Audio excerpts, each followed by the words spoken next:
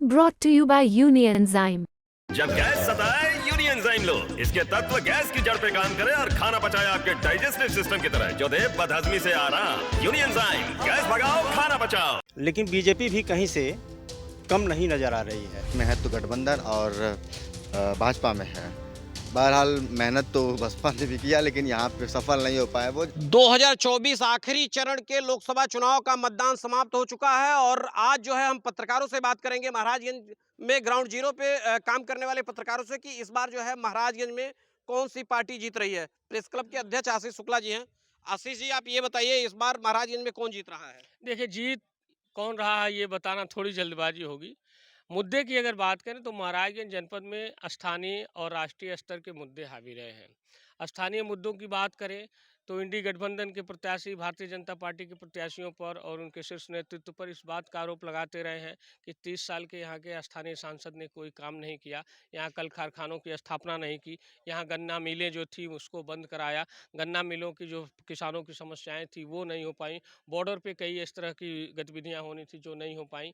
इसके अलावा जो कल कारखाने और जो बाकी फैसिलिटीज़ महाराजगंज में होनी चाहिए थी वो नहीं हो पाई। इस तरह का आरोप विपक्ष ने लगाया। वहीं भारतीय जनता पार्टी के प्रत्याशी और उनके जो स्टार प्रचारक महाराजगंज जनपद में आए, उन्होंने साफ केंद्र की जो योजनाएं हैं उन योजनाओं की तारीफ की और उसके बाद और लोगों तक पहुंच करके अपने लोगों को समेटना और वोट मांगने की अपील की।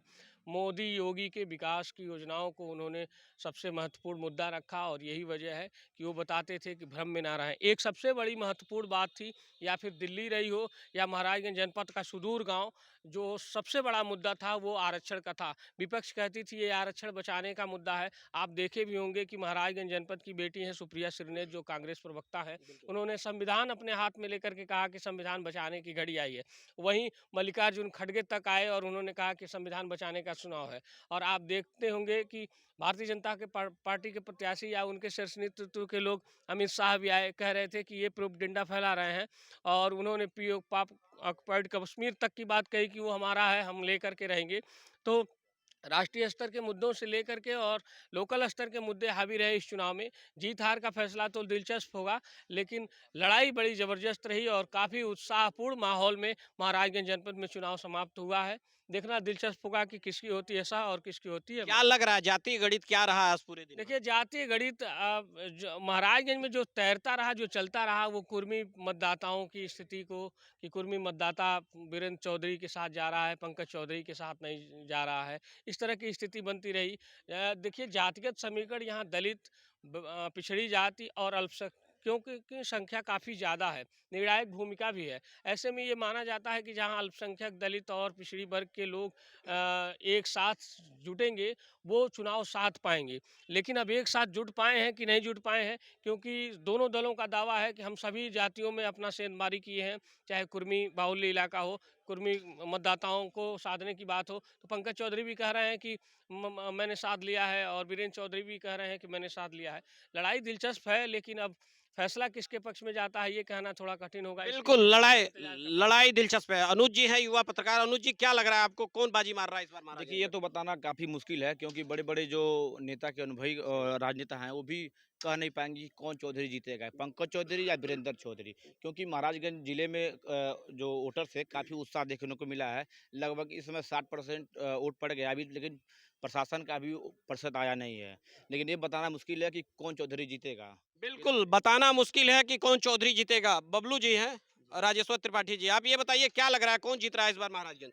अभी तो कुछ भी ऐसा पता नहीं चल रहा है, क्योंकि कि जो भी मतदाता हैं वो अभी तक खुल के सामने नहीं आ रहे हैं और ना ही किसी से बता रहे हैं कि हम किसको वोट दे रहे हैं, क्योंकि कुछ तो बिल्कुल, मतदाता साइलेंट रहे हैं। आप बताइए क्या लग रहा है, कौन सा प्रत्याशी जो है यहाँ भारी पड़ रहा है, कौन सी पार्टी जीत रही है? देखिए, जहाँ तक भारी की बात है तो कुछ र्यूमर भी उठे हैं इस चुनाव में और कुछ ज़मीनी हकीकत भी है। जी। तो कुल मिला जुला के बीजेपी का वोट साइलेंट है, इसलिए अभी खुल के सामने नहीं आ रहा है। और जो गठबंधन का वोट है वो थोड़ा बहुत खुला हुआ है, लेकिन ये कहना थोड़ा मुश्किल होगा कि मतलब कौन जीत रहा है। लेकिन बीजेपी भी कहीं से कम नहीं नज़र आ रही है, क्योंकि इसके साइलेंट वोट जो हैं काफ़ी महत्वपूर्ण भूमिका निभाते हैं। बिल्कुल, बीजेपी के वोट साइलेंट है। आशीष जी हैं, आशीष सोनी जी। आशीष जी, आप ग्राउंड जीरो पे जो है काम करते हैं। आपकी काफ़ी अच्छी पकड़ है। क्या लग रहा है कौन-सी पार्टी जीत रही है इस बार महाराजगंज में? देखिए, महाराजगंज में 3 मुख्य दलों के प्रत्याशी मैदान में हैं और भाजपा के हैं, गठबंधन के हैं और बसपा के हैं। लेकिन तीनों में ये कहा जाए कि लड़ाई किसके बीच में है तो गठबंधन और भाजपा में है। बहरहाल मेहनत तो बसपा ने भी किया लेकिन यहाँ पे सफल नहीं हो पाया वो, जनता के बीच बहुत सुरक्षा नहीं बटोर पाए। बिल्कुल, बिल्कुल, बसपा तो मेहनत की लेकिन बहुत सफलता नहीं मिली। जी, जी, जी। बिल्कुल, आप बताइए आपको क्या लग रहा है कि इस बार कौन-सी पार्टी जीत रही है? अभी ये कहना मुश्किल है क्योंकि बहुत कांटे की टक्कर है और अभी जहाँ तक ये देखा जा रहा है कि जो लगभग 40% मतदाता जो साइलेंट थे, मतलब कि कहाँ जाना है हमको, बसपा भाजपा में जाना है या गठबंधन में जाना है, वो अभी तक तय नहीं हो पाया। अभी आज वोटिंग हुई है, हमको लग रहा है कि 1 से 2 घंटे के अंदर लास्ट प्रतिशत जो होता है वो तय हो जाएगा और उसके हिसाब से ये भी कंफर्म हो जाएगा कि कहाँ तक मतलब वोट। ठीक है, आप किशन गुप्ता जी हैं। किशन जी, आप ये बताइए क्या लग रहा है कौन जीत रहा है? ग्राउंड ज़ीरो पे आप सुबह से ही जो है मेहनत कर रहे हैं, शुरू से जब से मतदान हुआ है, आखिरी चरण में मतदान था। क्या लग रहा है कौन जीत रहा है इस बार? देखिए, अभी ये बता पाना तो मुश्किल है कि कौन जीत रहा है क्योंकि आज सुबह से ही हम लोग ग्राउंड रिपोर्ट कर रहे थे, सुबह से ही देख रहे हैं कि लोग काफ़ी बढ़-चढ़ कर के पिछली बार की तुलना में इस बार वोट करने आए हैं। इसमें ज़्यादातर महिलाओं में देखा गया है कि सबसे ज़्यादा इच्छुक और उत्साह उनके अंदर बना था कि हम इस बार वोट करने जा रहे हैं और अपने मत का प्रयोग सही दिशा में करेंगे। और कहीं न कहीं देखिए, अब अगर बात करें मौसम की तो धूप भी काफ़ी ज़्यादा था, तो 12 बजे के बाद से कहीं न कहीं माहौल थोड़ा-सा डगमगाया है। उसके बाद से फिर से ही माहौल अपने रूप में आ गया है और उत्साह लोगों में काफ़ी बना है और अभी थोड़ी देर पहले ही आपने भी देखा कि बिल्कुल, बिल्कुल, बिल्कुल। तो ये तमाम पत्रकार थे। पत्रकारों का कहना है कि काफ़ी कांटे की लड़ाई है। अभी ये कह पाना कि कौन-सी पार्टी जीत रही है कौन-सी पार्टी नहीं जीत पा रही, ये बड़ा मुश्किल होगा। हीट वेव के कारण भी जो है इस बार थोड़ा-सा पिछली बार की तुलना में 2019 के तुलना में जो है थोड़ा-सा मतदान प्रतिशत जो है गिरा है। लेकिन अभी भी जो है कई बूथों पे जो है मतदान चल रहा है। प्रशासन का जो है आखिरी जो आंकड़ा आता है मतदान प्रतिशत का वो अभी नहीं आया है। लेकिन 4 तारीख को ये देखना दिलचस्प होगा कि कौन-सी पार्टी जीतती है और कौन-सी पार्टी नहीं। अमितेश त्रिपाठी, महाराजगंज, यूपी तक।